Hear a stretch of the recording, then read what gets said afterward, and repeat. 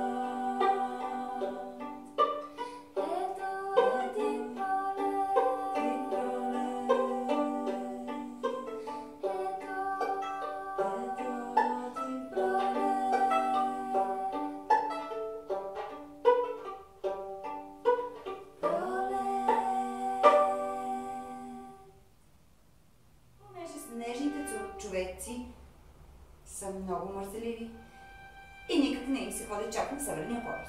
Искаш ли да почнем от начало? Искам. Добре. Може ли да си ходим? Да, ще умрем. Понеже, все пак с някакво... Ще отрежа главата. Аз къде да се... Ще ти отрежа главата, ако ти ще... До тебе ще се. От тази страна ли? Ако искаш обратно.